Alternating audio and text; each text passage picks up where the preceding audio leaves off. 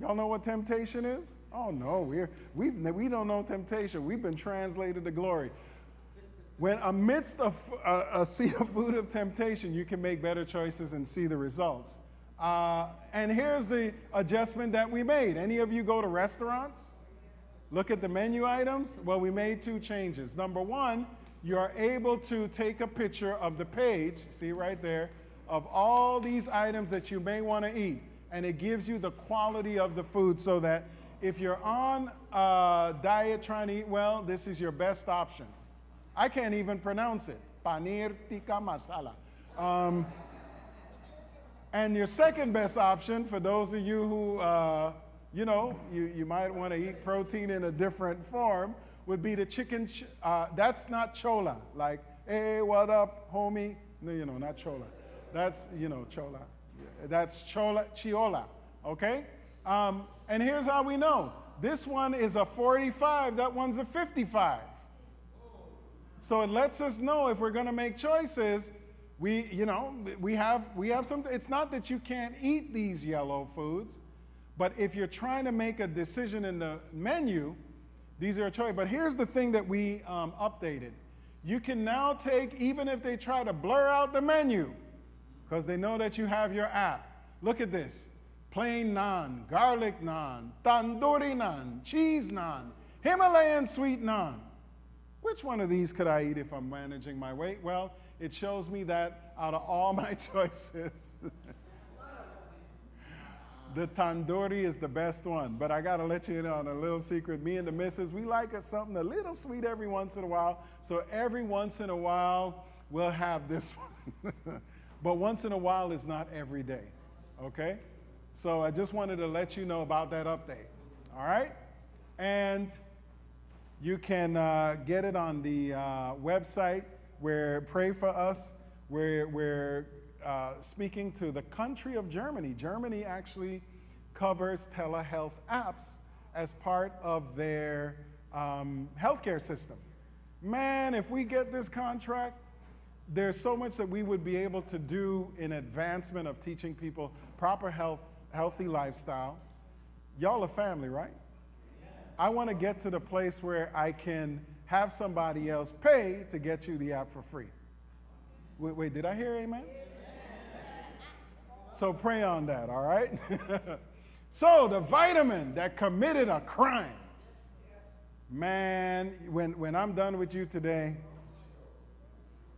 you're going to want to lock some people up. All right, so let's start off. Vitamin D. How many of you have had your vitamin D levels checked, taken vitamin D, been told that your vitamin D levels are low? But here's the problem. No one ever told you where the research came from. I'm a toxicologist by training. My MD, PhD, MPH is all focused on toxicology, the study of poisons, public health, but most importantly, I look at how people design research to tell you the truth or a lie. I was scorched. I was scorned. I had nasty emails when years ago I said you cannot give people opiates. Do you guys know what opiates are? Norco, Vicodin, OxyContin, and they not become addicted. And here's the simple science. You have a mu receptor in your body. I know the chiropractor, our Dr. Manassa, knows this well. That's a pleasure receptor. When you're in pain, you stimulate that receptor, you're distracted from the pain by pleasure. So imagine if you did something bad as a kid. And I know a lot of you had these types of moms. The minute you saw mom unwinding the belt, the tears started to flow. But imagine if mommy said, you did something bad. What I'm going to do is give you a popsicle. Then you get addicted to doing what's bad because you get a sugar reward. I was scorned when people said, oh, no, you're talking heresy. And look at where we're at now. There was no such specialty as substance use disorder, norepinephrine, the methadone treatments. All of these were programs invented to get people off of what medicine said was good. And today, we want to talk about vitamin D. Vitamin D, this whole, if this doctor named Dr. Hollick looked like me, talked like me, I think vitamin D would have gotten a little bit more scrutiny. In 2011, Dr. Hollick came up with this theory that vitamin D levels, low vitamin D levels, are the cause of obesity, hypertension, depression, anxiety, endocrine disorders, you name it, the problem is vitamin D. But here's what he did, which nobody paid attention to. Dr. Hollick, without proving why, changed the normal vitamin D levels to between 30 to 100 NGs per milliliter. There was no evidence to support this, so when he made this change, making the levels higher, 85% of all people who had tested for vitamin D at that time when he made this change were deficient. Can I tell you a little bit something else about Dr. Hollick? Where did he get this theory that vitamin D, and if we don't get enough vitamin D, it's going to make us extinct? Dr. Hollick was obsessed with dinosaurs. And if you read his book, he had a theory that how did your friends ask you all these things, how many years were the dinosaurs here? How did they become extinct? Dr. Hollick, and sometimes, like I tell people, intelligence and looniness share a tight border. Sometimes the more intelligent people are, the more crazy they are. Now, why did some of you say, yep, you're talking about my husband? Or you talking about my wife? Or you talking about my parents, the young man raises it. But here's what he thought. In his book, he said that a great asteroid blocked out the sun. The dinosaurs became deficient in vitamin D, produced osteomalacia, which is malformation of the bones, and they all died. That was Dr. Hollick's theory on vitamin D. And so, from 2011 to 2022, $698 million were billed to Medicare alone, that's if you're an older person, just to test for vitamin D. All right? And then, when you look at the statistics from 2023, just for testing vitamin D, all age populations, even down to children, testing raked in $1.1 billion, plus the cost of unnecessary doctor's visits trying to adjust a ghost that we know does not exist. And if you don't believe me, all you have to do is look at the stock profiles of these three companies. They're the three major companies that are profiting from vitamin D testing. Now, doesn't this have to do with health? So why is one LifeVantage Corporation? Why is the other one Laboratory Corporation? Why is the other one Opco Health Inc.? Folks, this thing is making a lot of money for somebody, but it's not making people well. And you can look up everything I'm saying because I have the reference. And I'm going to go through this real quick.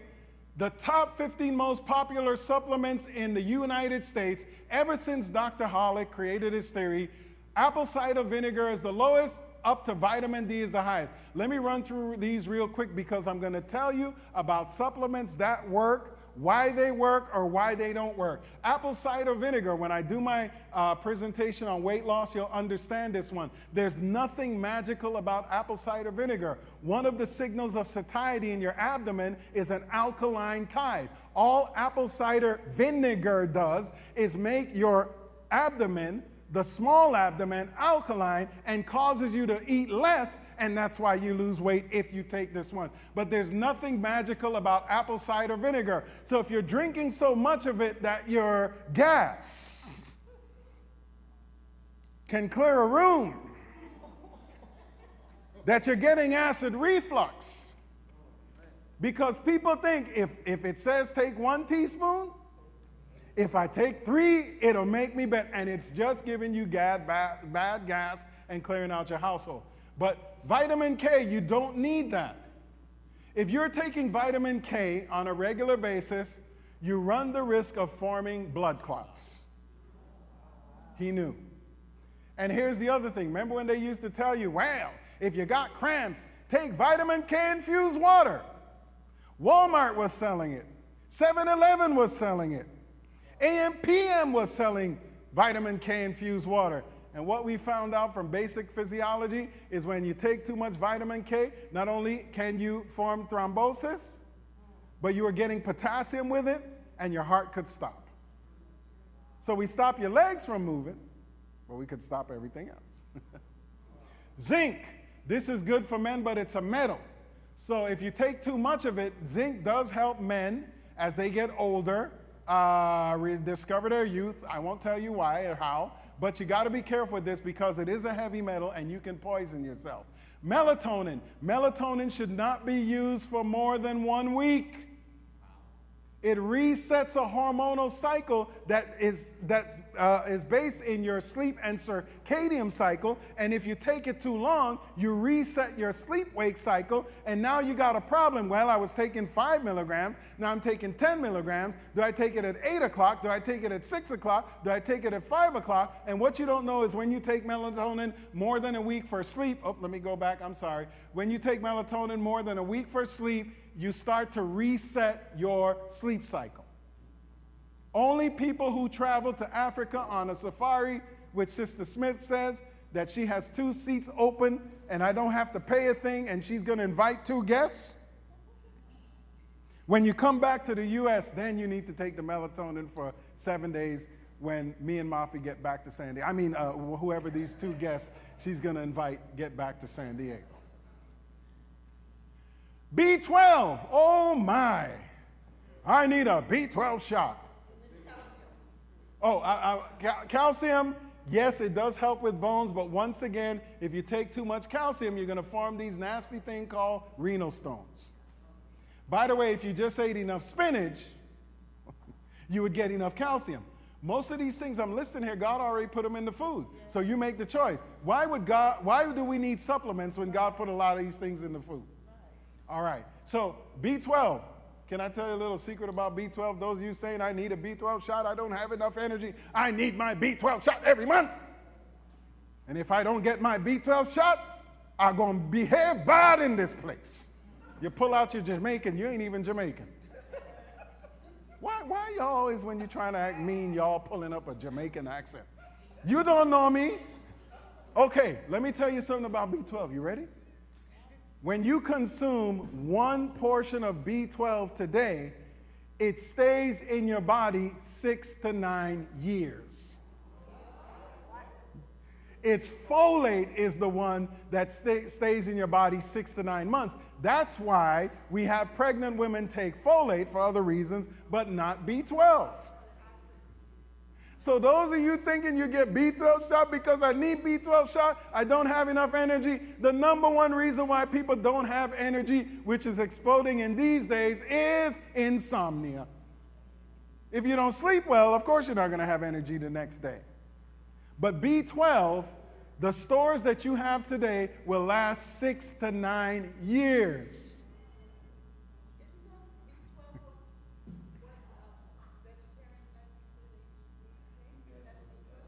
Yes, there are some protein sources where you can get B12, like from beans, etc. But that's a different talk for another day.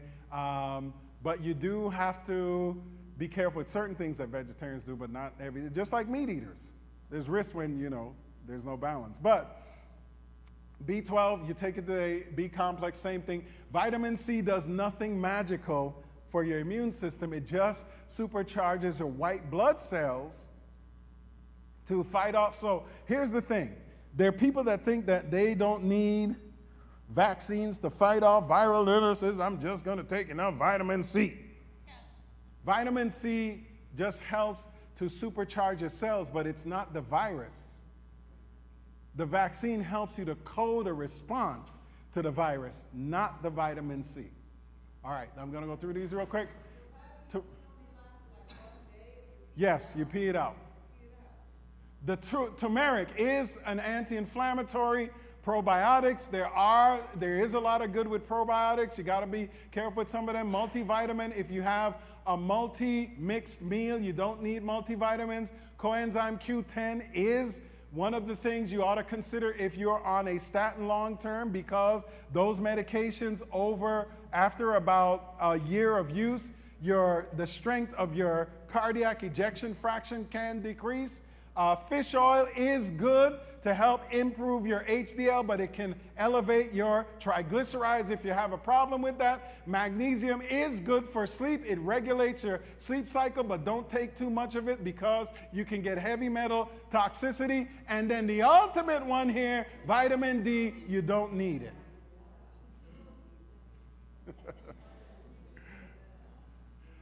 So, folks, the theory that Dr. Hollick has is vitamin D causes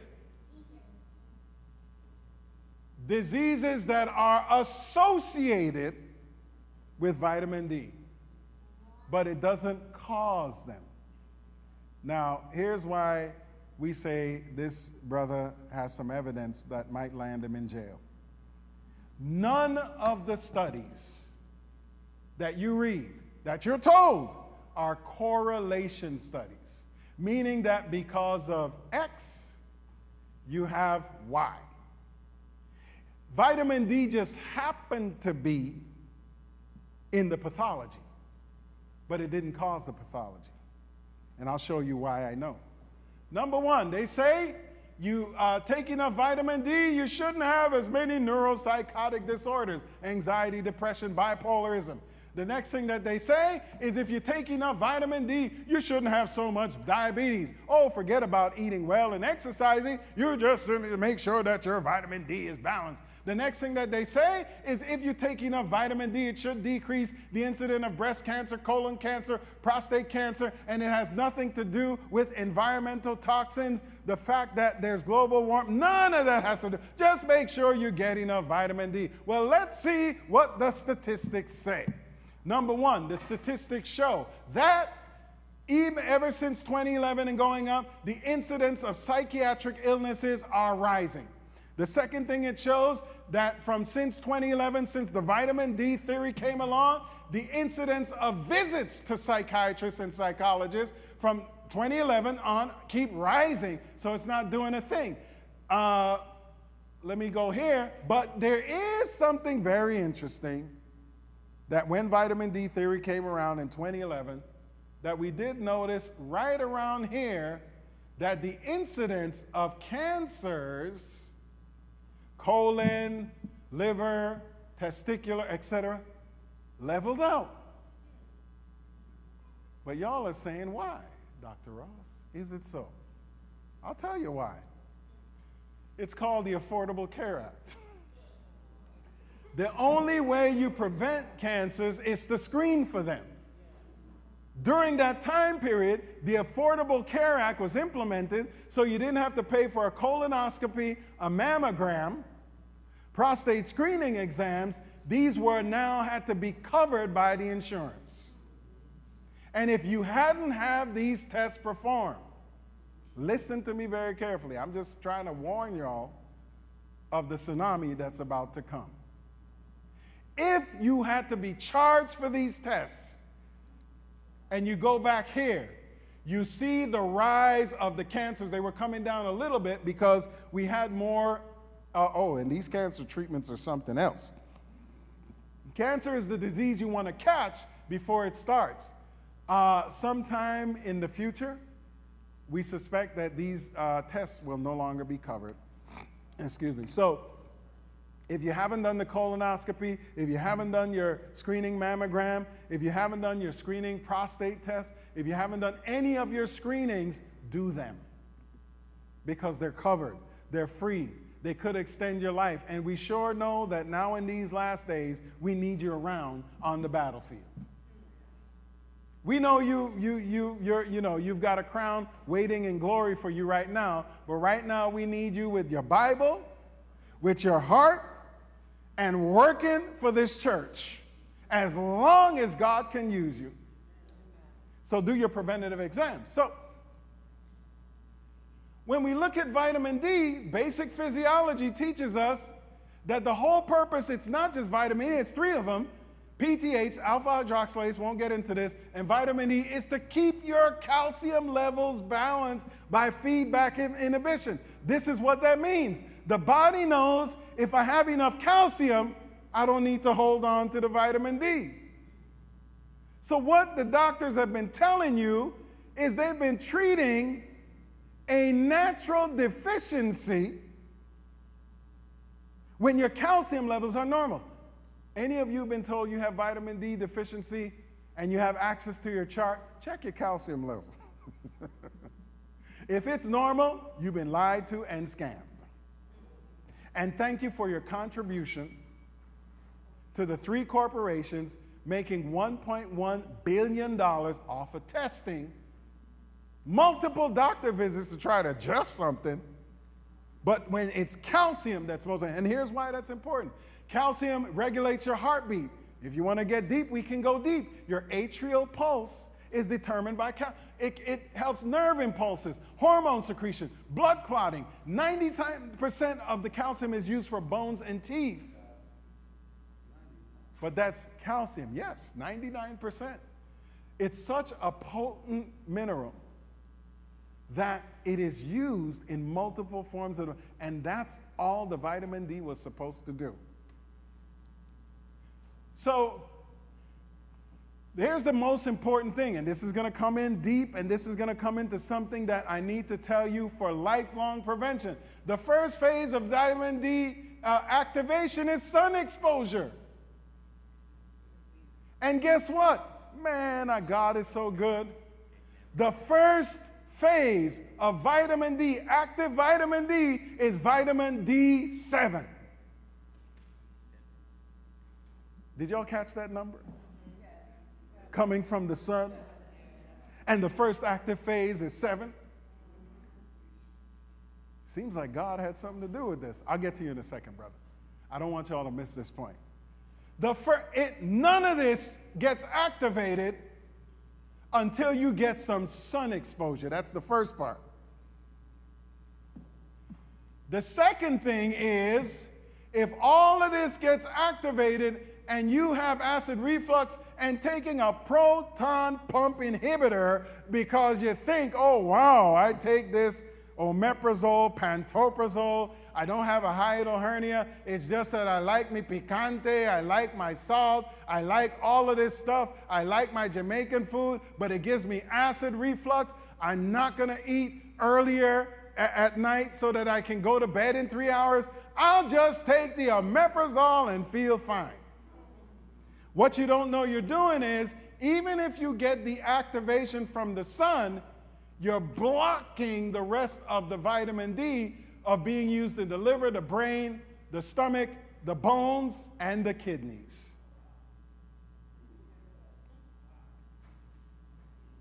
And these organs are compromised because you won't make basic lifestyle changes, not you. Now, when you get that sun exposure, because of global warming, you want to get that sun exposure between 8 a.m. and 10 a.m. That's when the UV radiation is generally lower. Late afternoon from 4 p.m. to 6 p.m. Why in the world do I have a playground out here? Here's why. All of you saying, you know what? Yes, take away PE from the schools. It's a waste of time. The children can play in the hood where the drug dealers are trading bullets. They can play around my house where I don't have other kids that they can play with. Take away PE from schools because it's a waste of money. No, it isn't. It's a waste of health. PE is what exposes our children to vitamin D activation and keeps their bone healthy. You're wondering why all these joint replacements have exploded. Knees, ankles, shoulders, spine, and back. You're making the orthos real rich. But here's the interesting thing, and some of you can testify. Do you know where the highest concentration of orthopedic surgeons are? Oh, say, can you see by the dawn's early light? What country? The U.S. Joint replacement. Why? Because you know, when you were a child, you had recess. Remember? You went outside and played. And what it was doing was fortifying your bone health. But now, that is threatened and it's being taken away. Now, remember I said vitamin D studies are association studies? Let me show you. I'm going to invent a scenario. I'm going to start a company, all right? Here's my premise off of false research. I'm going to say, my premise is, all criminals that commit crime at night were found to be vitamin D deficient. Do you see the problem? All criminals that commit crime at night were found to be vitamin D deficient. Does anybody here have an MD, PhD, MPH? I think I do. But do you need an MD, PhD, MPH to figure out what the problem is with my research proposal? All criminals who commit crime at night were found to be vitamin D deficient. So what I'm going to tell the world is, because all these criminals are deficient in vitamin D, if we gave them enough vitamin D, they should stop committing crime. What's the problem with my research proposal? What's the first phase of vitamin D activation? Sunlight. What's the problem happening at night when these guys are committing crime?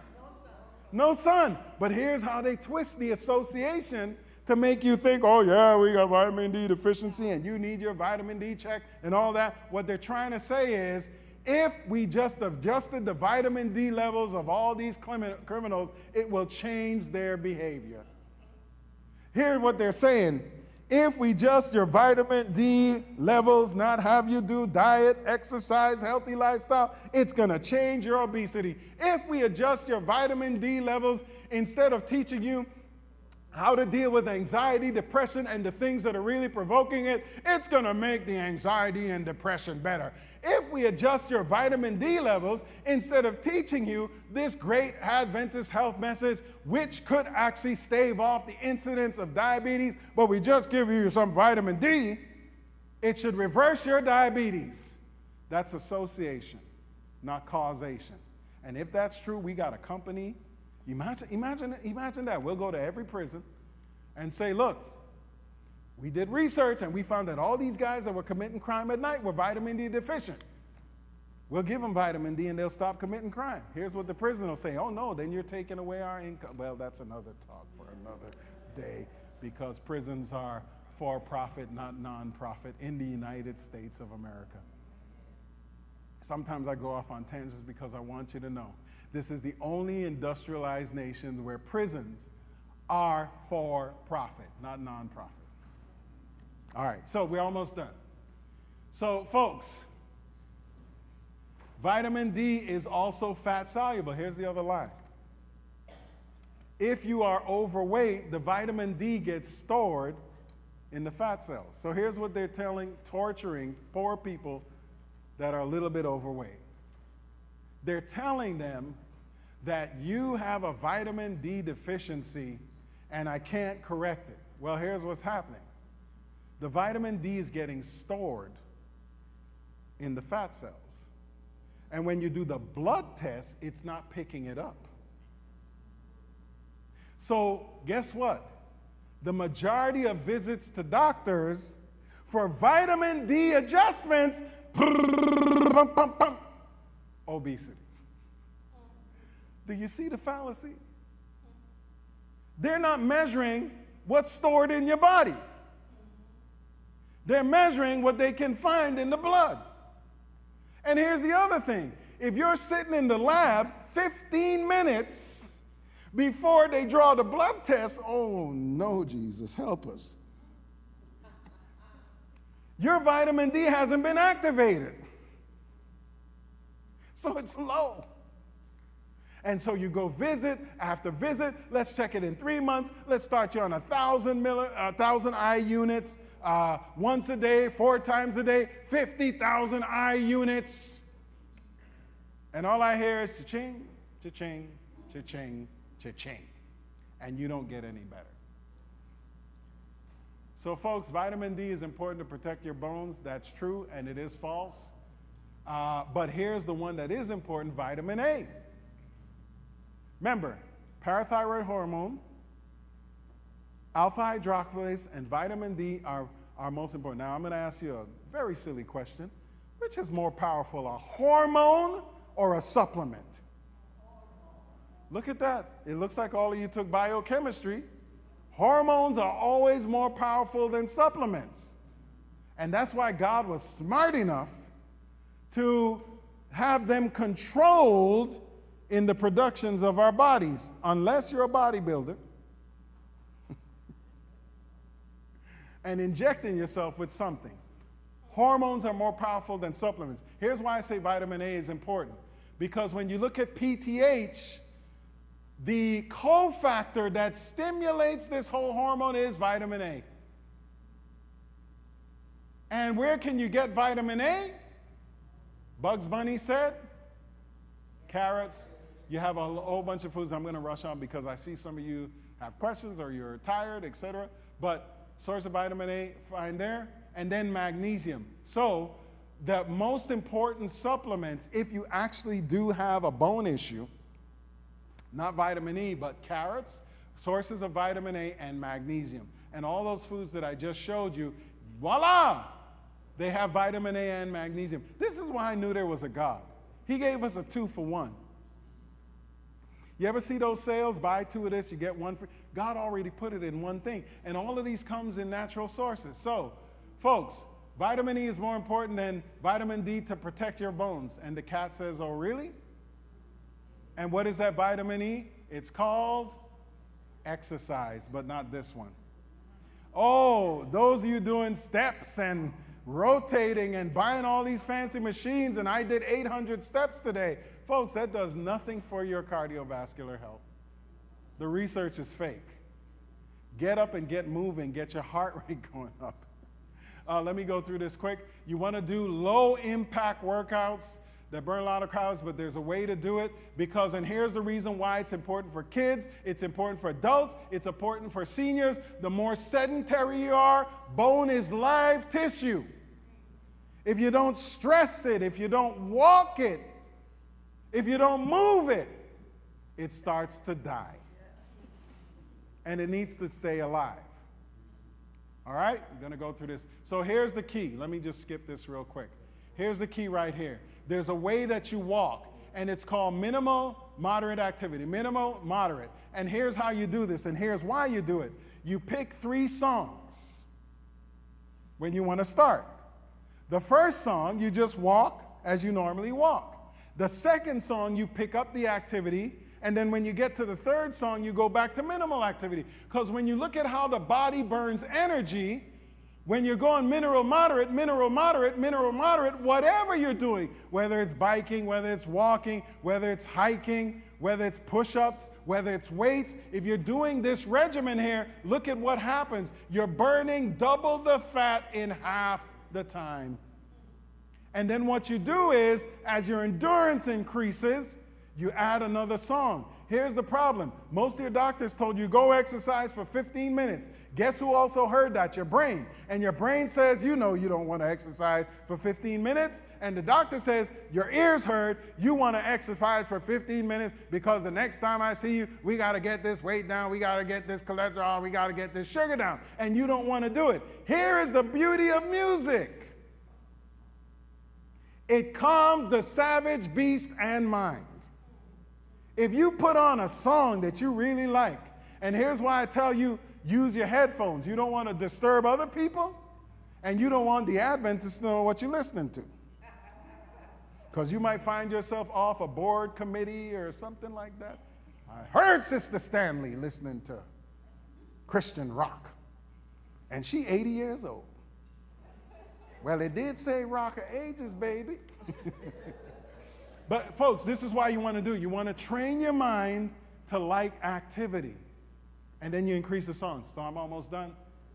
This is excellent for our seniors because what can slow you down as a senior, what can make your arthritis bad, what can make you have quicker visits to the orthopedic surgeon is sedentarism. Got to move those bones. And so let's review, and then we're done. What is the first? Okay, how many people in here are endocrinologists? Raise your hand. How many people here are internists? How many people here are nutritionists? How many people here deal with sick people all day long? All right, I don't think so. But let's go for review. What is the first phase that activates vitamin D? What do you have to do? What time periods? Listen to them, Father. You're hearing your children. Okay? What two things activate the hormone PTH that is necessary for absorption of vitamin D? Vitamin A, and what was the other one? Ooh. Angels, are you hearing this? This is knowledge that God has lent us, okay? And so we got the diet part that we need to do. What's the other part we need to do to activate our vitamin D and keep our bones alive? Exercise. All right? What do we do with the exercise to make it more palatable? Music. And what do we do specifically with the music? What's that? Headphones. How many songs? The first song, are you doing it slow or fast? The second song, are you doing it slow or fast? The third song, are you doing it slow or fast? And when your endurance increases, what do?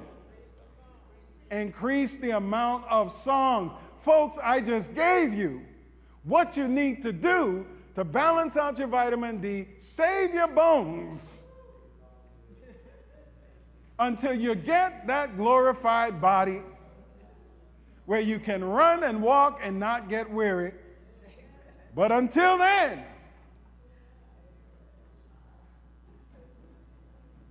vitamin D needs to do some prison time. And some of the doctors that are pushing this stuff without looking to where it came from. I hope you learned a lot. We'll open it up for some questions. Here's the other thing. Man, wait till I unleash the lecture on these weight loss medications. Let me tell you where I'm getting my data from. Listen to this data bank. I'm not getting it from these studies that select people. I'm getting it from morbidity mortality reports. What morbidity mortality reports are what happened to people that either disabled them or killed them. I'm just going to give you a preview. One of the things that they're not reporting is this blindness that occurs. Oh, you're like, blindness with Ozempic? Oh, yeah. There's an irreversible type of blindness that is occurring with certain people who use Ozempic, and you've never heard about it. And they don't want to tell you because as long as they can see all the money that they're depositing in their pockets, they could care less if you've used it, you can't see, and it didn't accomplish what it was supposed to do. So that will be weight loss or wait for the loss, okay? All righty, God bless you. Open it up for questions. Can we get a mic around? Yeah. Most of the people who are sedentary, they tell you that they're sedentary because they don't have no energy. And the energy is what makes them a couch potato or whatever. It's like everything they do makes them tired. So this is why they're so sedentary. What about the energy? Sure. I have a mic up here. Do you know what the #1 preventable illness is right around where obesity is in America? Does anybody know? Yes. Nope, not high blood pressure. What's that? Nope, not diabetes. What's that? Not heart disease. Those are there it is.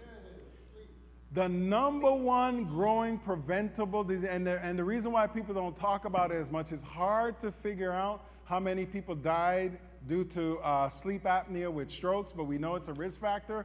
Here is why we have the energy issue, because we have a Starbucks response. What happens is most people actually don't sleep well the night before. Now, some people get quantity sleep, but not quality sleep. Some people don't get quantity sleep or quality sleep, but they both wake up tired in the morning. So they go to Starbucks. And the coffee overrides the effects of the tiredness. But the effect of coffee, when you start using it, and I always chuckle with her, because there are people that could drink 3 or 4 cups of coffee at night and they fall asleep and they swear that they can't sleep without it. But the next day, what do they have to do first thing in the morning is the coffee. So the energy issue tends to be sleep apnea or insomnia. And I'm not making this up. If you look at there's certain ways people track. I look at the incidence of people developing sleep apnea. For some reason, it has exploded in the last 6 months, but I don't know why. Next question. No, not. Well, I do a lecture on insomnia, and if it's a alpha phase or delta phase disorder or both, and we go through, alpha phase is problem falling asleep, delta phase is a problem staying asleep, and there's some behavioral ways to manage those, but you probably will not get that from most clinicians. You'll probably get a medication, which can help, but but it tends to be insomnia, yeah. Okay, right here.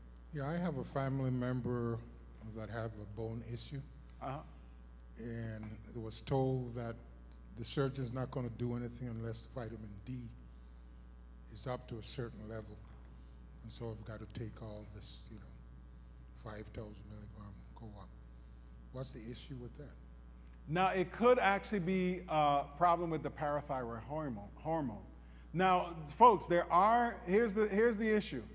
When there is actually a problem with vitamin D, there's something else going on that causes it. So here's the way, I remember when I used to teach residents, I used to tell them this simple thing that, endocrinologists love to talk in a lot of details. And here is the master rule. If the PTH and the calcium are going in the same direction, that means PTH is going up, calcium is going up, that's a PTH problem. It's only when the PTH and the calcium are going in opposite directions, you have a vitamin D or a renal deficiency problem or a malabsorption problem in the stomach. And so what the surgeon might be saying is there's some endocrine disorder that needs to be corrected before they will risk operating on the bones, because if you operate on the bones and they keep softening, then those bones are just basically going to fracture, and then the surgeon is going to be in a lot of trouble. Yeah, that's what he's saying. Yes.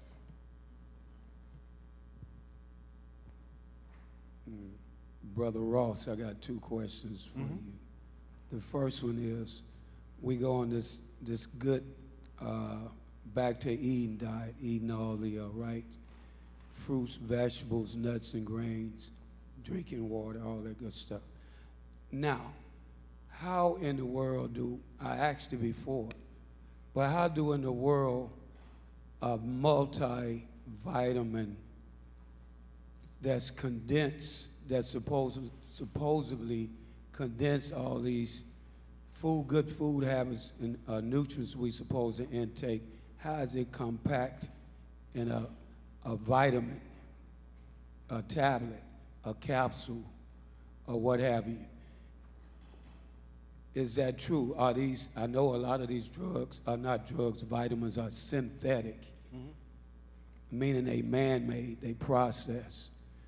But they tell us to take your multivitamin supplement, etc. And then once you answer that one, I got one more.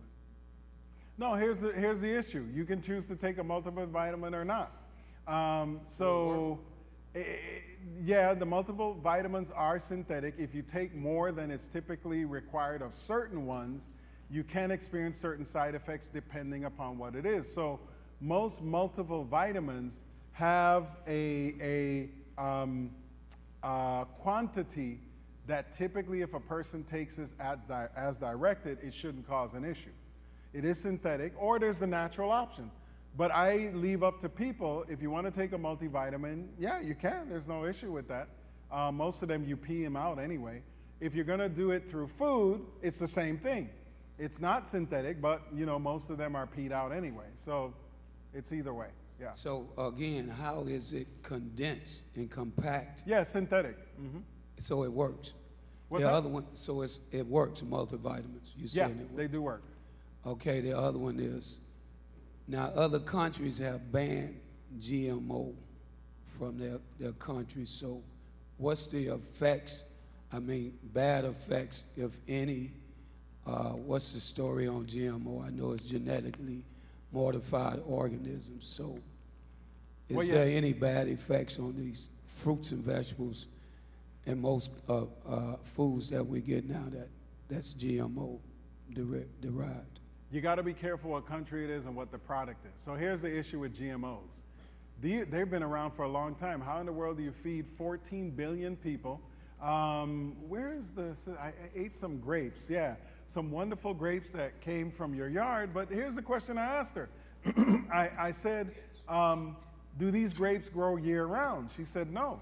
Well, how come we can get grapes year round? It's because they're either coming from regions where they can grow them, which would be more expensive, or you're doing GMOs, exactly. But no one would ever think, well, grapes are healthy. It's not a big, it's not, what you're trying to do with GMOs is feed a world population.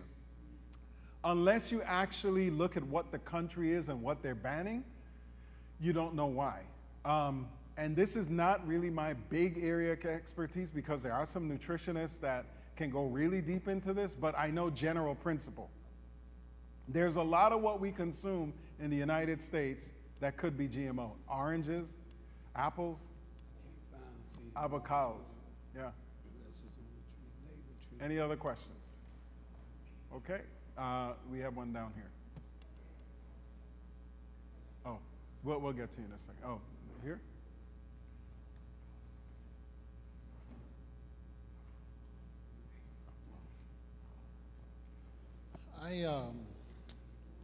There's a lot of things that I heard as far as nutrition that has to do with things that are acidic and opposed to alkalinity. Okay. And there's a lot of foods that a lot of us eat that are very acidic. And from what I understand, that when it comes to everything God made, supposed to have made, is supposed to be stuff that is alkaline, okay? And they got stuff that has been man-made that is very acidic. And most people don't know, like, there's a guy, and I think a lot of people are familiar with Dr. Sebi. Have you heard of Dr. Sebi? Okay. No, I don't. Okay. Well, this particular doctor he wasn't a PhD type of doctor, okay? He learned from example, and he found out that majority of the stuff we have here in America is very acidic to the body. And he named some of the things that is very acidic. And he says, when we were in, he's mainly speaking of the Negroid people. He says, when we were in these other countries, we didn't have hospitals, we didn't have doctors, these kind of things. We lived off the land, and everything we ate, it was grown there, and so God puts us next to, the food that grows there is for our particular people that reside there. And God puts you in touch with the food that is good for that particular environment. So what he was saying is that when we came over to the U.S., we started eating a different type of food that we are not used to. And we're not supposed to have, or because our genetic makeup is different than the genetic makeup in a different land. And so some of the things he mentioned that was very acidic, he says carrots. Carrots are very acidic. He says tomatoes. People think that tomatoes are a vegetable. It's a fruit. He named a lot of different, vegetables and things that we're eating today that is very acidic. And so he says that most of the stuff that is not 7.0 or higher is the stuff that's below is very bad. Now I know the body can make things alkaline itself, but like take for instance beans. Beans, he says they were actually made and created in Holland, and they took a mold, and he says the only bean that God made was the bean that produces alkalinity. The rest of the beans, they produce acid. So you got the majority of Adventists who eats a lot of beans, a lot of foods. So let me, There's a lot of stuff, I get the it's gist, a whole but lot. yeah, but here's the gist. I always look at the big picture of what people are trying to prove. Number one, we were not intended to be here for a long time. So if he's trying to teach something that will give us longevity, I don't understand that purpose, because the lifespan of man has been cut short, year after year. The second thing is that, the alkaline tide that he's talking about, it's a natural process of the body where once the body digests something, in the first part of digestion, it is alkaline. That's the second signal that causes satiety. There's three. There's a number of signals, but there's three that's very important. So these are things to think about. Number one, what is the big picture of this person? Number two, if he's focusing on eating versus getting Adventists to work and then, get involved into communities, Adventists like to latch on to these things, but they don't get busy to work. And then the last thing is that it's not that what he's saying isn't true, but what's the point? In the sense that in the blue zones, now I'm going to drop something here that y'all need to look up. In the blue zones, one of the groups that was never talked about, once again I caught, Hades from Adventists about this, there was a large group of Italians, and not just that, but in healthy people, 2020, 2010, etc., that drank and smoked. And they lived just as long as the other people that didn't. But it was never talked about. I'm not authorizing, but here's what they said. They found that happiness is an X factor to health. And what they were trying to say is, and this is why I try to steer Adventists from, that we need the happiness back in our churches. Some of the, I'm just saying. Merry heart doeth good like a medicine. Some of these guys that come out with these very technical arguments, the main question I ask them is, what is your major point? I want people working and happy and growing and building their characters, whether they eat beans or carrots, if it's the right one, the wrong one. That's not going to affect their characters. So give us something practical and then tell us how we get to work. Because the only reason why God wants us healthy and not tired is to do the work of the harvest is full, but the laborers are few. Why? Because we're too caught up in figuring out the plate and who's vegan and who's not vegetarian and who's not doing this supplement and who's not doing that. These are pebbles that the devil has rolled into our church to cause us to stop doing the work.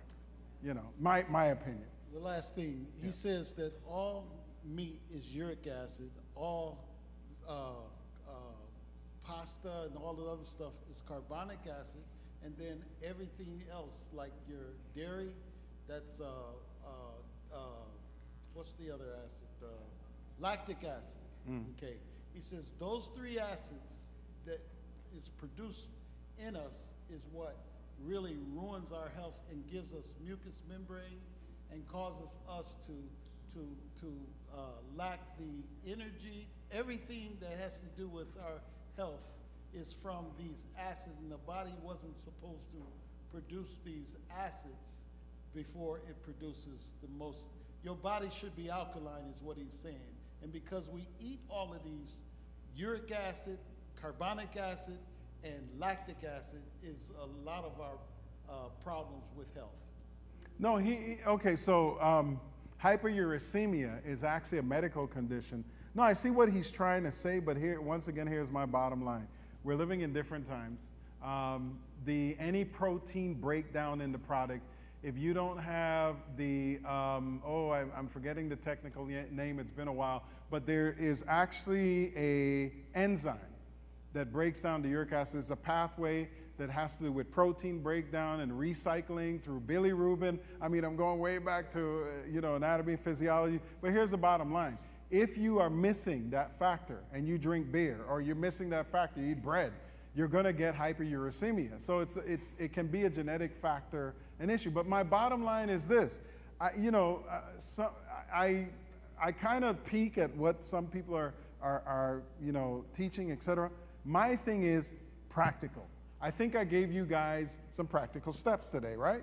We know that we gotta get the bones moving to get the vitamin D up. We have to get the sunshine. We have to fight to keep our PE programs, because if the kids are not moving, their bones are not moving, and then they're setting them up for early arthritis. So I'm saying that's my angle. If this doctor wants to talk about carrots and all, what's the bottom line? Are we gonna have fewer people seeing the ophthalmologist and they don't need glasses? And so therefore, they can see more clearly to do the work of the Lord. My whole thing is I want you to be well, but I want you to be healthy to do the work of the Lord. Any doctor, I don't care what information they give me, if there isn't an end point where Jesus is the end point somehow, and you're doing better somehow, okay, that's interesting, and thank you. That's just my 2 cents. Yeah, my 2 cents. All right, any other? Yes. One more quick question. Yeah. I agree with you, but additionally, we as a church, Adventist church, has been given so many pointers on the health message. And it's a lot of health books. And we so quick to quote, not that we know it all, but we was blessed with this counsel. And we so quick to quote other people and stuff. Not saying that we have all the answers, but this is God's church, and we was given bountiful, all kind of precious information that can help motivate and sustain life. Why don't we quote from these? Just food for thought, because we are blessed as a church. Yeah, we are, but here's my problem. I don't see where we're impacting smoking cessation. I don't see where we're impacting bullying. I don't see where my whole point is, I think this is something the devil is using as a distraction, because the devil is a master of taking something good God has given us and twisting it to where you're distracted from what God wants us to do. It's my whole thing as a doctor, as an expert, etc., is not to impress anybody with what I know.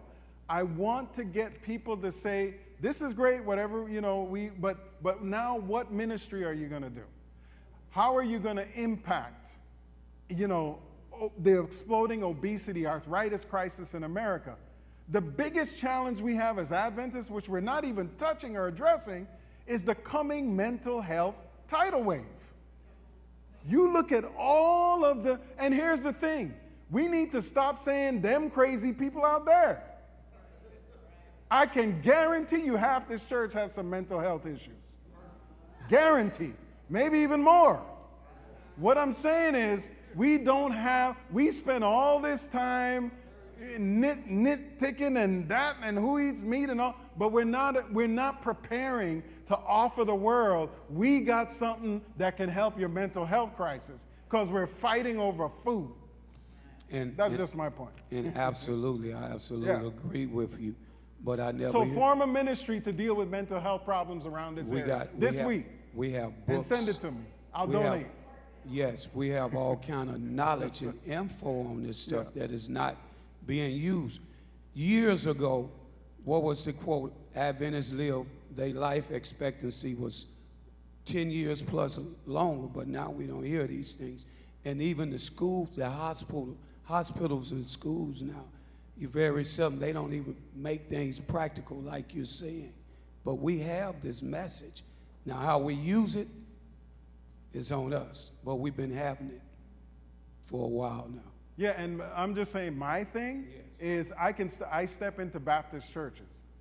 And when I don't tell them don't eat pork, what I ask them is, do you feel tired in the morning? Do you have a cholesterol issue?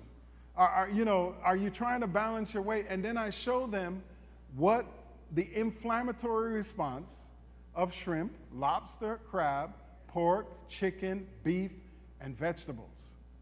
And I'll tell you this story real quick. The last time I did it, First Missionary Baptist Church in San Diego, the pastor's wife in the Baptist church they respect got up and preached a sermon. She said, y'all, Dr. Ross is trying to teach us how to live. Some of you huffing and puffing and can't make it through my husband's sermon, and then when we ask y'all to go out and help the community, y'all tired. She said, starting next week, when we have our I never mentioned anything about anybody going to hell. I came from energy, longevity, and feeling bad. She said, from next week on, we ain't eating any pork up in this house. This is a Baptist lady. If you plant the seed right, people will do. And so what I'm saying is, church, and thank you guys for staying there, etc. Practicality. We need to make impact. Look at where the statistics is going, because I see the devil using a lot of good to trip us up, to make us feel good about ourselves. For me, it was students. So I work with students. I love to work with students who are failing, they're flunking, they're telling them they can't do it. I love to get with those students. We get them the tutoring. That's my thing. They don't know if I'm Adventist or not, but every single one of them has said, thank you. I don't know where you come from. I don't know who you are, but I think you're my guardian angel. So find something to do. Oh, okay. Find something to do with your good health or whatever it is. Yes. I just missed when you talked about the acid. The what? The vinegar. The vinegar. Yeah. I missed the point that you said why it helps people to lose weight. Okay. So the reason why apple cider vinegar works, it doesn't change anything in your metabolism. There are multitudes of systems that produce satiety in the body, meaning you're full, not to eat anymore. One of the most powerful ones is an alkaline signal in your small intestine. So what apple cider vinegar does when people take it, it produces an alkaline response in the small intestine, and they don't eat as much. And they lose weight because they don't eat as much. By the way, that's all Ozempic, Wegovy, that's all they do. They manipulate that. But here's the problem, they're radioactive. So that's why you inject yourself once. Anything that you put in your body that takes a while to break down, it's like a nuclear spill. I'm telling you from toxicology. This is why we get the eye effects, the Ozempic face, where you're losing money. Anyway, that's another lecture for another day. But the apple cider vinegar, that's how it works. Here's the problem with Adventists. You tell them something's good, they drinking the whole bottle. Walking up the aisle, passing gas, they got to run to the bathroom all the time. If you ever smelled gas from apple cider vinegar intoxication, it is horrific. It smells like salad dressing with weed and a dead skunk all rolled up into one thing. So what I'm saying is, moderation. It's one of the signals. There's two other ones. By the way, that's all bariatric surgery does. It focuses on changing. That's wild. You're going to change God's anatomy to lose weight? Anyway, it makes that absorptive area, they remove it. So you're basically, whatever you eat, you're pooping it out. And then people lose weight, there's another. Yeah, you know, or actually what you want to do with the apple cider vinegar, that's the other error most people make, is you want to take it before the meal and you want to take it half an hour before the meal because you want to get, here's the thing, folks, to eat is not a sin. Now I'm going to get written up by I know Dr. Kai is a very skilled man. We got another pastor, Dr. Manasseh. Here's the bottom line. You're not going to go to hell for eating pork. I'm not encouraging it, but that's not what God is about. He's about changing your character. And as he changes your character, as you get the knowledge, he will empower you to do what you need to do. That lady, their church had been eating pork for years. She got up that day, said nothing about sin. It was all about hell. There's no more pork coming into this church. So all I'm saying, you know, with the apple cider vinegar, the way you do it is, if you think about it, it makes sense. You got to get that alkaline system before you eat what you want to eat so that you don't eat as much. The purpose of the app was to tell people that you can look at all your options and make better choices. All right? Okay. So, yes. With regard to what you were saying earlier about what the church should be doing, my observation is that, yeah, the devil is pumping up the good stuff, but the end result is pride. So you don't have people that are willing to help. They're more willing to tell people you're doing something wrong. Yeah. And, you know, how can I put it? They're happy in the knowledge or comfortable with the fact that they know something somebody doesn't, rather than using the knowledge that they have to help the brother or the sister. And that's, to me, that's the root cause of the issue, is the pride, is the not being willing to help, and also the critical thinking. If we were to focus on that and the camaraderie between us, there would be a lot less mental issues or mental health issues, because part of that, in my mind also, correct me if I'm wrong, is Daniel and Enoch are rare. The majority of people are not them. So what I've seen done is, oh, that brother seems kind of strange, I'm going to leave him alone. That's not what he needs. He needs the community. And so if you're left by yourself, water seeks its own level, you're going to go nuts. The end result of everything is a perversion of what God wanted. So in this case, we need to change how, and I'm including myself, we need to change how we address a problem, how we address a brother or sister that has to deal with a problem, so that there's not going to be the issue. If there is truly a chemical imbalance or a behavioral issue that was not addressed, then yeah, MH 127.1 through 3, nature is to be assisted. Then go and find what they need and address it. Schizophrenia, okay, B3, and we're finished. But at the same time, in order for that individual to get to the point where they need to be hospitalized, somebody had to neglect them. So fix it. Fix the approach to begin with. Second issue, my brother was mentioning the children of darkness are now wiser than the children of light. So we look bad, because if we're supposed to be in the front, then why are we playing this game and we're catching up to what the world already has? That's a problem. We need to realize what our place is right now to get to the root cause of all the problems and to go forward, because if we're going to do this job, God's word is not going to return into him void. So us sitting here may not make it to be the ones that are in the 144,000 literal number for the sake of conversation at the end of time. Those people, there may be 1,000 of them that were Seventh-day Adventists back in the day, and the other 143 are people that are going to take our place. Well, okay, let me jump in a little bit. I hear us getting into a little bit of theology. Here's my bottom line. Find what God would have you to do. He has given all of us a level of education, a level of knowledge, a platform or whatever. I only do this because this is what God has gifted me to do. I thank him for working and helping people who have food addictions. I never said the word, but that's my thing. I thank him for letting me go through some up and down student experiences, because my passion, when we turn off the lights and go home, is in my own little way outside of church. I work with students, and a lot of them have graduated and made it. So here's my bottom line. The first thing I stopped doing is saying what the church needs to do, and I'm doing it myself. I only try to use my professional platform to scare some of you into finding out what God has given you so you can do it yourself. So with the theology, I don't get into 140. That's for these fine men who have studied and, you know, they know the word and they can get into that. But I think we need to stop being a theoretical church, and each and every individual member needs to find what God will have you to do, and you don't need to publish it.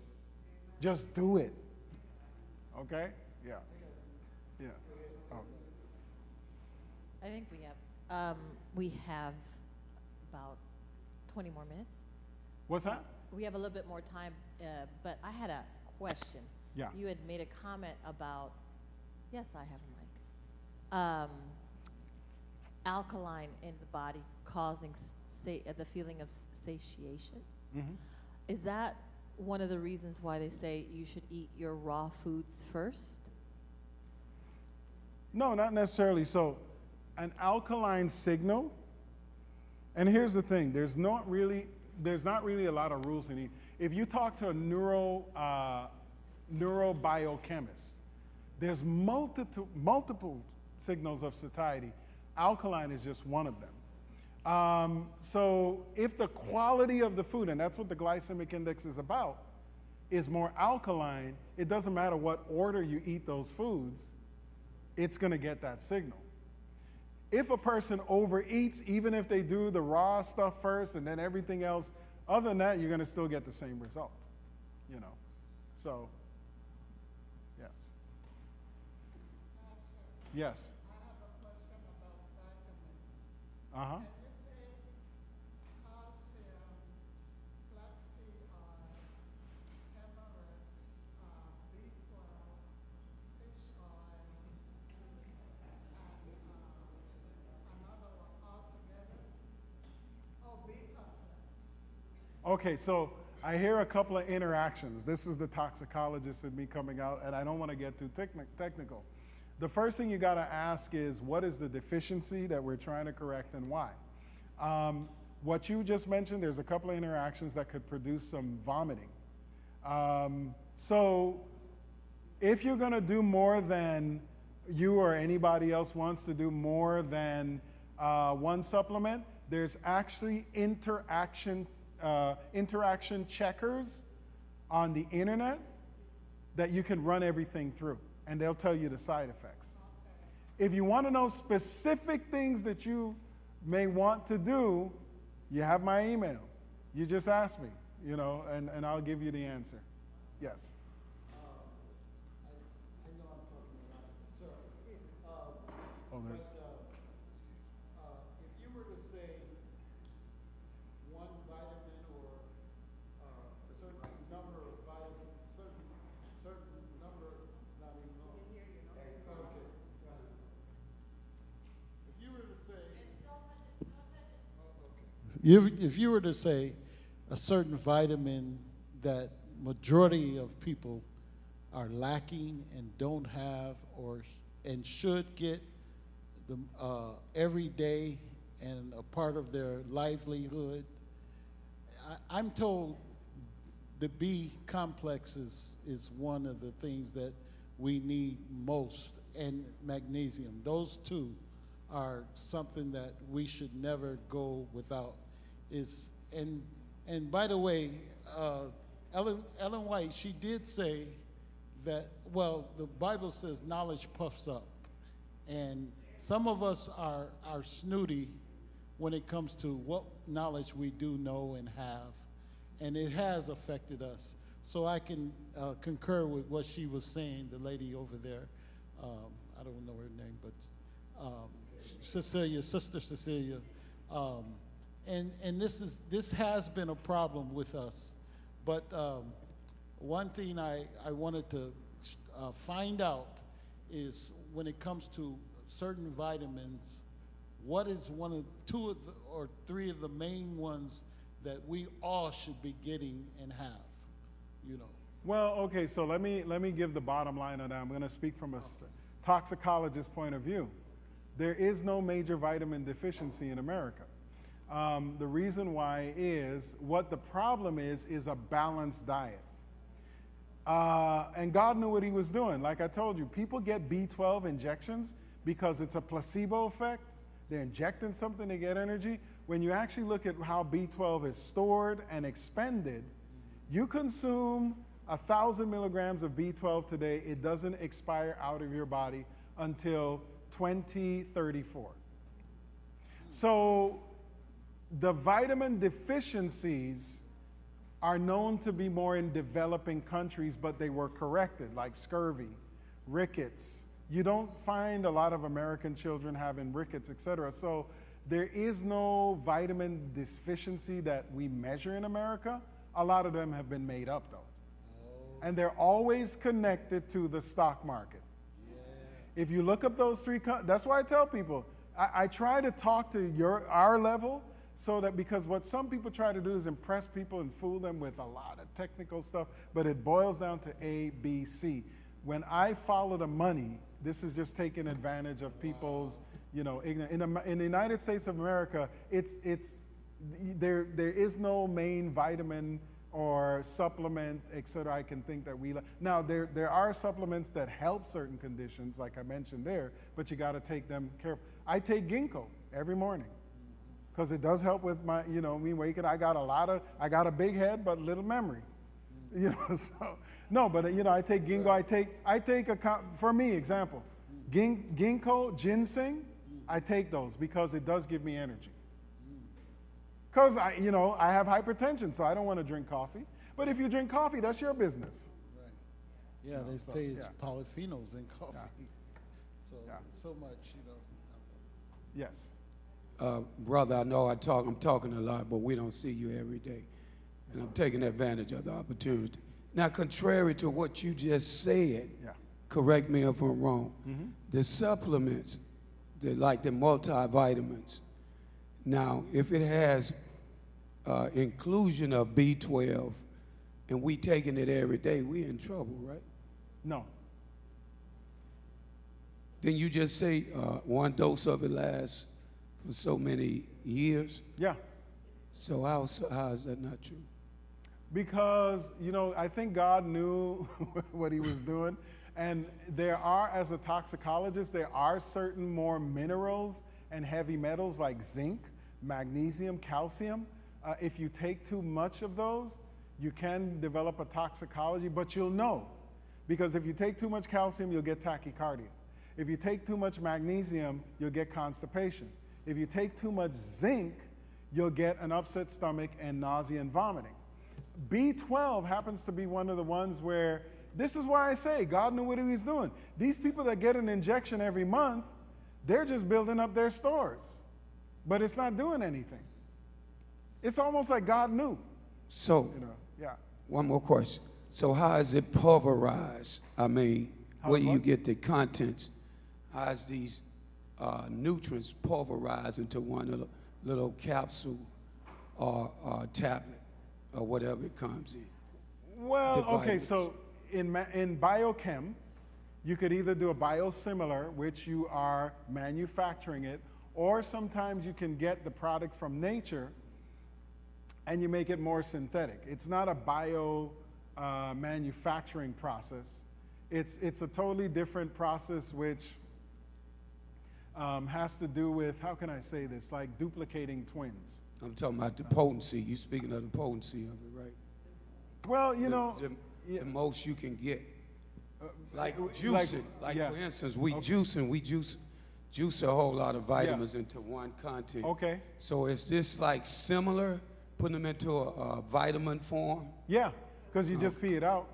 And most of the water-soluble vitamins. So I get what you're saying. If you eat enough, first of all, if you take too much vitamin C, you'll feel sick and urinate it out. The same thing as if you eat too many oranges.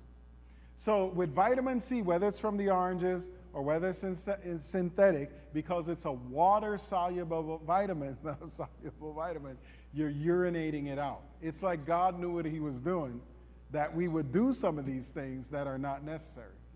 Fat-soluble, though, are dangerous. Vitamin A and K, when we take those, we also have to know that our body stores them. Yep. So once it reaches a level, it becomes toxic to our Yes. system. So we really have to educate ourselves in what we're doing and planning on meals, learning, like you're saying, how these things work. I can drink carrot juice, but God, in his infinite wisdom, made it where I can see when I'm at that poison level, right? You may have issues with your blood when you eat too many greens and spinach because you think you got to eat them every day, and if your level is here, you don't need all of that.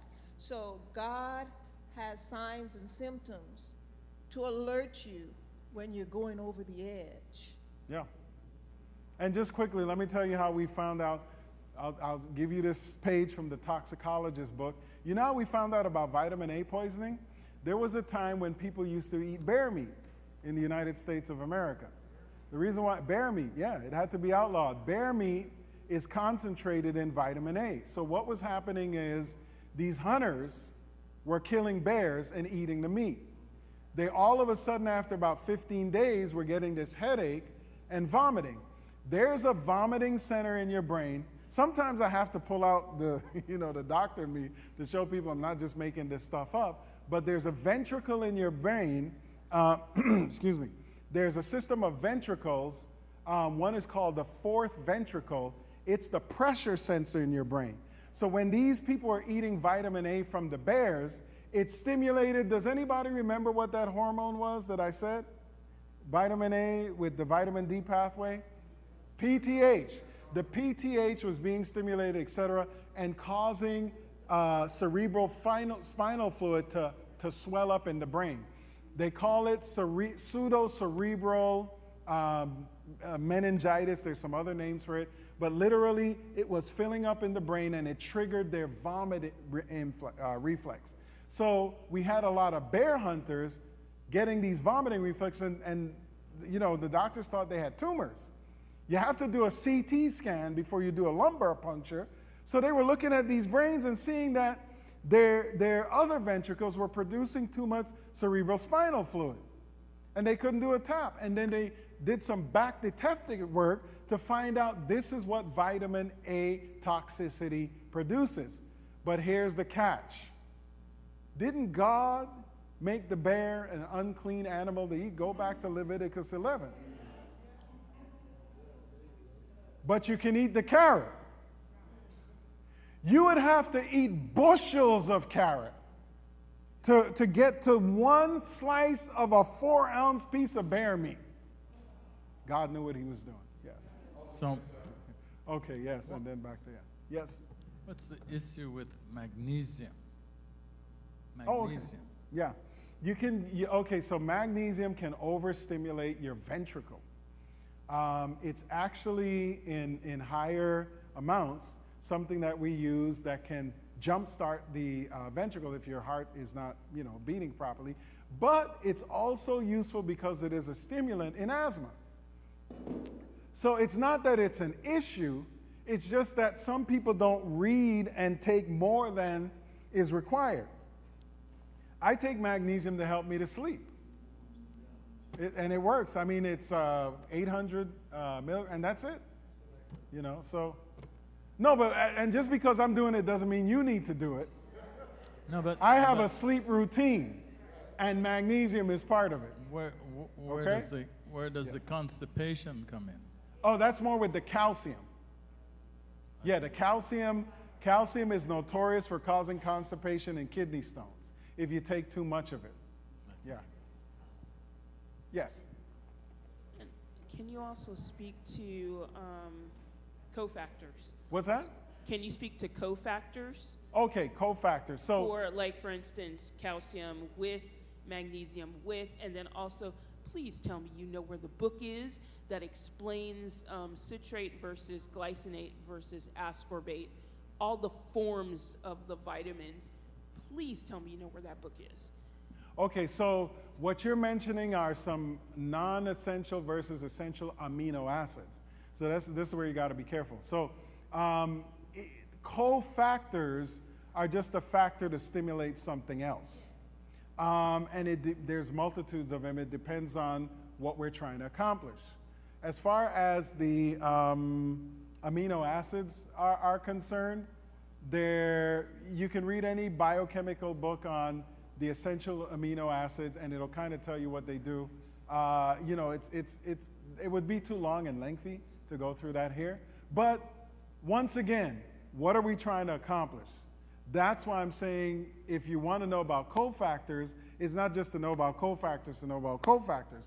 What is the thing that we're trying to fix if we think something is wrong? And then we make the decision that way. I'm just saying that the way my brain works is I need to know all of that, and I have looked for that. And it's like, perhaps I don't understand the search criteria. Am I looking for what is a cofactor, or am I looking for what are those things called? What is glycinate? What is ascorbate? What are they called so that I can look them up? Okay, so it would be biochem, but it would be based upon what we're trying to accomplish. So I'll give you a quick example. B12 can be a cofactor in intrinsic factor, IF, is a cofactor to help B12 to be absorbed. What does B12 then do? B12 helps in the nuclear growth of your red blood cells. And that's not where it ends. The nuclear growth of your red blood cells, now their purpose is to trap oxygen as part of the hemoglobin being in there. So that's why I'm saying we want to find out what are we trying to accomplish then to see the importance of the cofactor, because it's not really knowing the cofactor as much as what we want to accomplish. So with B12, the whole thing is trapping oxygen, producing energy.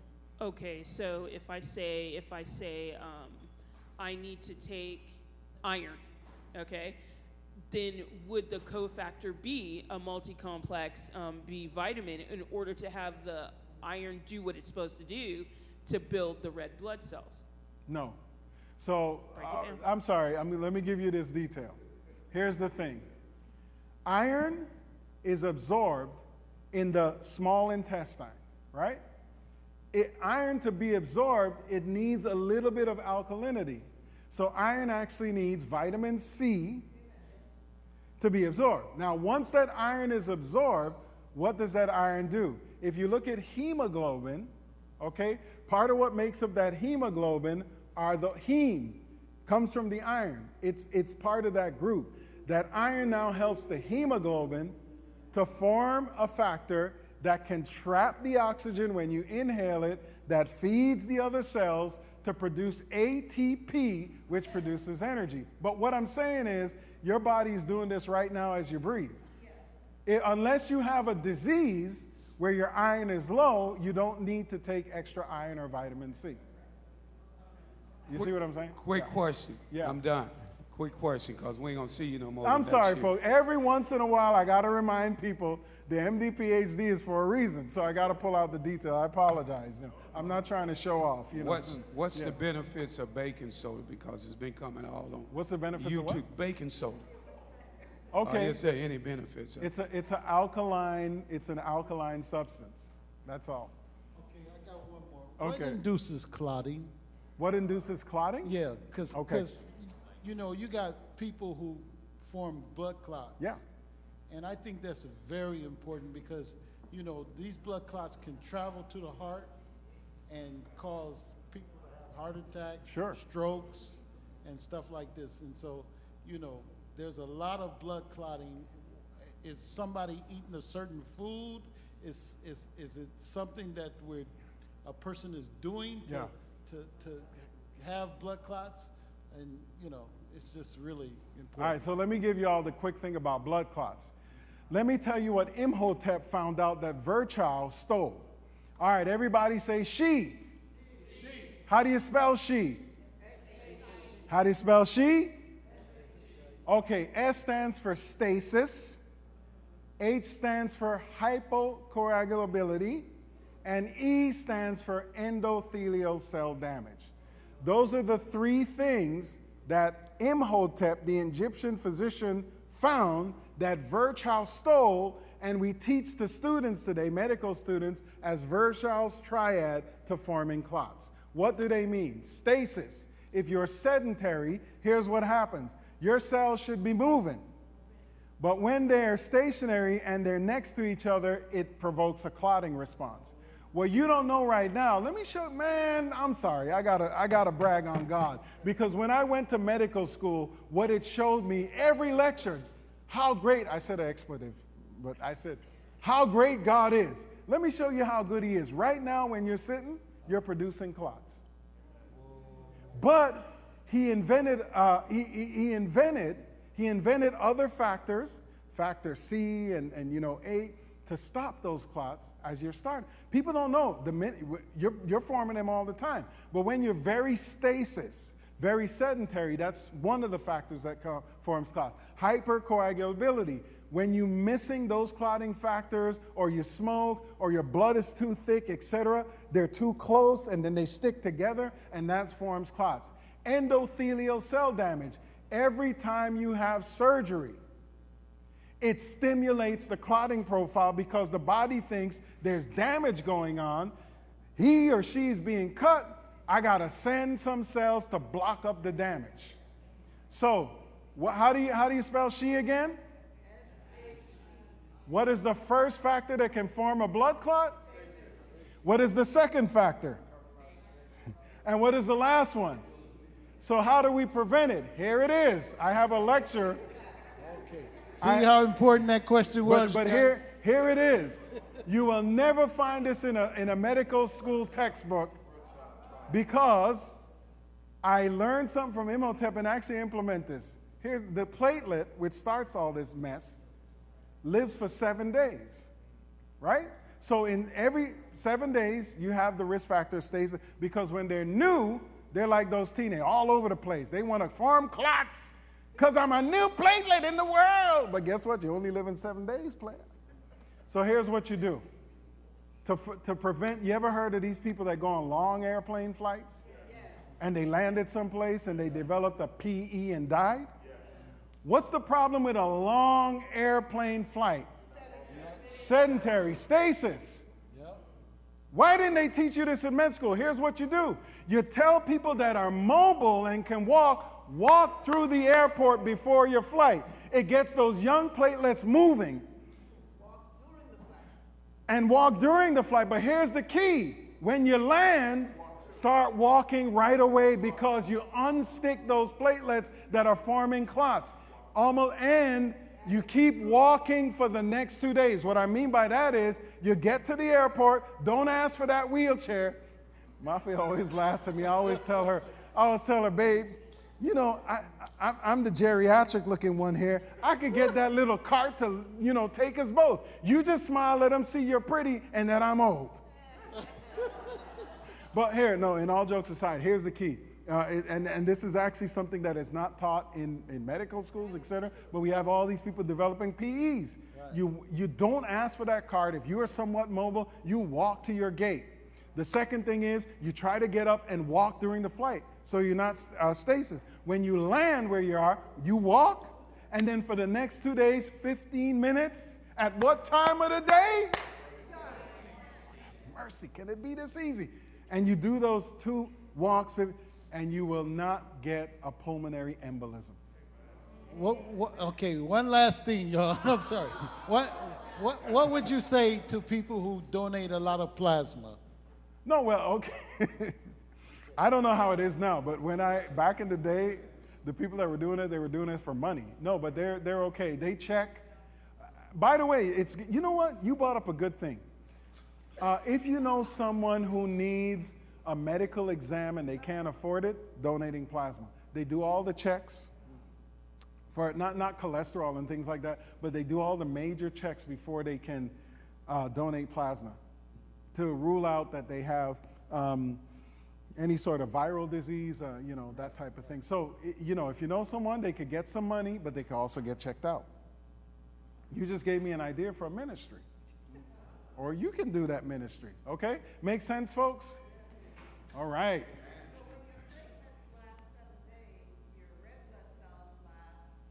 120. Yeah, they last about 120, or about 4 months. But the thing is, this thing with PEs, it's somebody who's sedentary.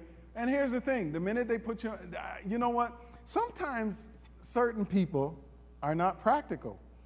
If they start you on the anticoagulation medicine, I used to ask them all the time, then how do you know if the person had a coagulation deficiency? Now they can't start, once they start you on the medicine, you can't figure it out. So guess what? If we can't figure it out, how do we decide if we know we can take you off of it? Cha-ching.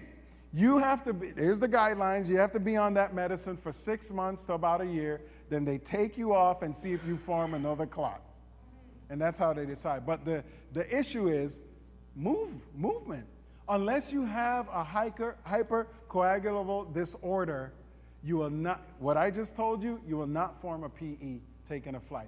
And remember, Imhotep was an Egyptian black physician who Virchow stole it from and put it into a mnemonic, and all the medical students, Virchow's tried. No, it was Imhotep.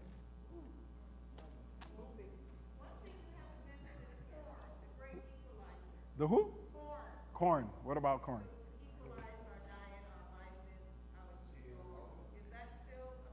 You got to be careful with corn. It's one of the more natural foods that actually has a high carbohydrate. By the way, spinach, cabbage, those of you doing too much broccoli, and you're getting the horrible abdominal pains, but it's broccoli, and it's not meat. It has a high, large sugar that your body has a hard time digesting. So even if you eat corn on the cob, you can get a lot of gas. Yes, I heard it. And high blood sugar spikes. I'm not sure why it's that way, but that's just how it is. I heard most people can't digest it. The whole kernel is in their stool. Well, I don't know about that. I don't go around looking at people's stool, and I don't recommend people look at their own stool unless you're in the office of a GI doctor. Hallelujah. Not too long. I mean, every once in a while. But I remember people every day, Kellogg. I'm not even making this up. One of the things that shocked, man, some of these Adventists are nuts. Do you know Dr. Kellogg used to carry around in his pocket, this is in his books, a plastic bag with his stool. And what he used to do, no, I'm not making this up, read it. Huh? He used to open it up and say, smell. See? When you're healthy, your stool doesn't smell. Well, the problem that Dr. Kellogg forgot is stool has sulfur gas, and once you open up the bag, the sulfur gas escapes. So the first 2 or 3 people might have thought that Dr. Kellogg had a GI problem, but the second and third who smelt the stool 3 or 4 days after the stool found out that they probably thought he was healthy. But man, some of these Adventists had some, crazy. No, I'm serious. I ain't even playing. Yeah.